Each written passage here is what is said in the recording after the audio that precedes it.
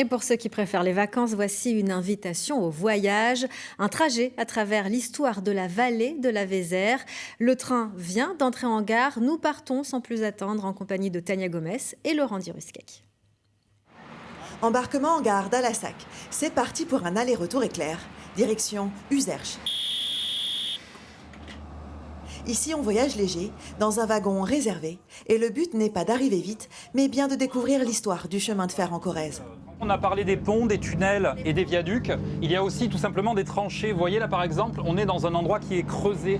Un tracé qui suit les gorges de la Vézère, avec ses tunnels, ses ponts. Ce sont ces bâtiments-là. Donc c'est d'anciennes usines de carbure qui étaient implantées le long de la voie par cet industriel nommé François Chaud. C'est lui qui est à l'origine de la construction des barrages. Un véritable voyage dans le temps. Ça fait plus vite que je le pensais parce que je pensais que c'était un train à vapeur au départ.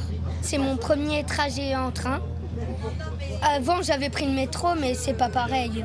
Là on voit les paysages, c'est mieux. Voir défiler l'histoire et comprendre l'évolution du territoire.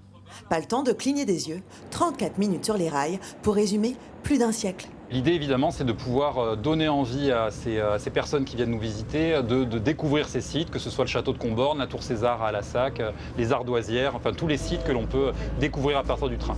Une invitation à venir prendre son temps par ici. Défi déjà relevé. Il faut que je revienne voir la Vézère et il faut que je cherche si on peut faire la Vézère en canoë ou à pied pour voir un peu profiter de ce paysage que je n'avais jamais parcouru jusqu'à présent. Les 3 visites organisées cet été sont déjà complètes.